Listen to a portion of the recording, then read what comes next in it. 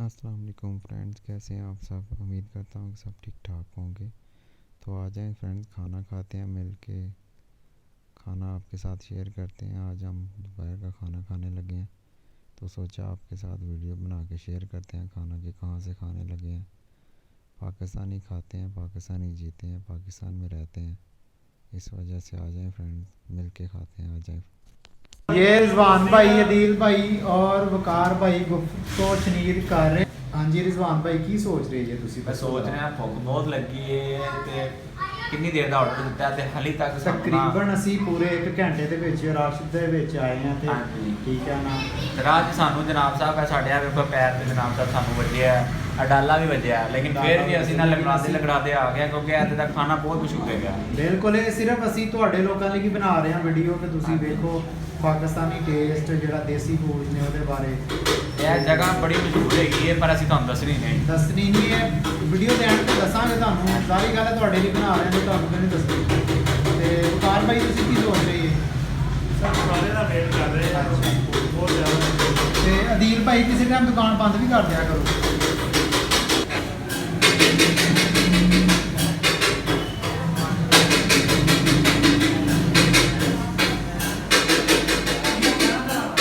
रिजवान भाई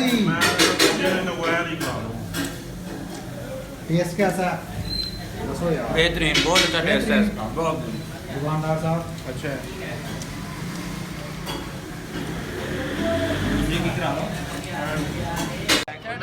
ਦੋਸਤੋ ਵਾਪਸ ਆ ਗਏ ਅਸੀਂ, ਖਾਣਾ ਖਾ ਲਿਆ ਤੇ ਹੁਣ ਅਸੀਂ ਜਾ ਰਹੇ ਹਾਂ ਚਾय ਪੀਣ। ਠੀਕ ਹੈ, ਖਾਣਾ ਠੀਕ ਸੀ, ਬੜਾ ਮਜ਼ੇ ਦਾ ਸੀ, ਲੇਕਿਨ ਜੋ ਅਸੀਂ ਪਹਿਲੇ ਵੀਡੀਓ ਬਣਾ ਚੁੱਕੇ ਹਾਂ ਨਾ ਉਹਦੇ ਮੁਤਾਬਕ ਨਹੀਂ ਸੀ ਆਇਆ, ਲੇਕਿਨ ਫਿਰ ਵੀ ਠੀਕ ਸੀ। ਤੇ ਹੁਣ ਜਾ ਰਹੇ ਹਾਂ ਜੀ ਚਾय ਪੀਣੇ। ਤੇ ਚਾय ਔਫੀ ਚਾਚੇ ਮਿੱਠੂ ਵਾਲੀ ਚਾय ਬੜੀ ਫੇਮਸ ਹੋ ਗਈ ਹੈ, ਵੀਡੀਓ ਵੀ ਬੜੀ ਵਾਇਰਲ ਹੋਈ ਸੀ, ਤੁਸੀਂ ਲੋਕਾਂ ਨੇ ਪਸੰਦ ਕੀਤੀ ਸੀ। ਤੇ ਹੁਣ ਅਸੀਂ ਜਾ ਰਹੇ ਹਾਂ ਤੇ ਪਿੱਛੇ ਗੱਪਸ਼ਪ ਕਰ ਰਹੇ ਨੇ। ਮੈਂ ਕਹਿ ਰਿਹਾ ਕਿ ਅਸੀਂ ਚਾय ਪੀਣ ਜਾ ਰਹੇ ਹਾਂ। ਤੇ ਚਾय ਉਹੀ ਹੈ ਚਾਚੇ ਮਿੱਠੂ ਵਾਲੀ ਜਿਹੜੀ ਬੜੀ ਲੋਕਾਂ ਨੇ ਪਸੰਦ ਕੀਤੀ ਹੈ, ਚਾय ਫਿਰ ਦੁਬਾਰਾ ਉਹੀ ਪੀਣੀ ਅਸੀਂ ਚਾय। ਵਕਾਰ ਭਾਈ ਬੋਤਲ ਤੇ ਅਸੀਂ ਅਵੋਇਡ ਕਰਤੀ ਹੈ ਨਾ ਕਿ ਬੋਤਲ ਨਹੀਂ ਪੀਣੀ, ਠੀਕ ਹੈ।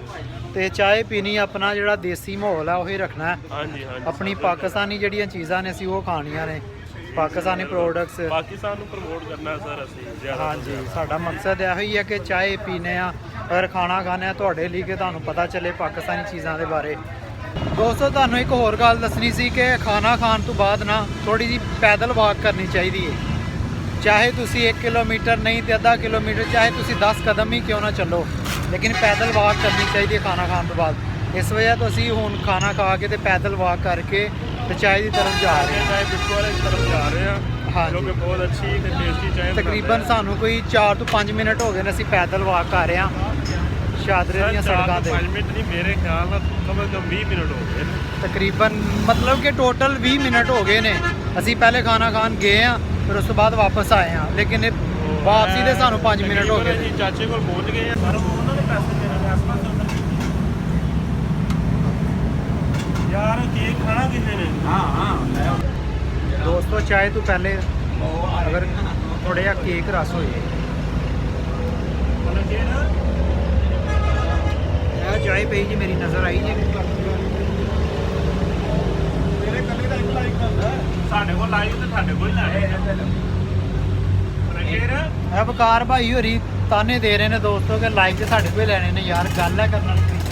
ਇਹ ਵੇਖੋ ਮੈਂ ਗਾਲ ਕੱਢਦੇ ਨਹੀਂ, ਵੀਡੀਓ ਖਰਾਬ ਕਰ ਯਾਰ, ਗਾਲ ਨਹੀਂ ਕਰਨੀ, ਬਹੁਤ ਮਜ਼ਾ ਆ ਰਿਹਾ। ਗਾਲ ਨਹੀਂ ਕਰਨੀ।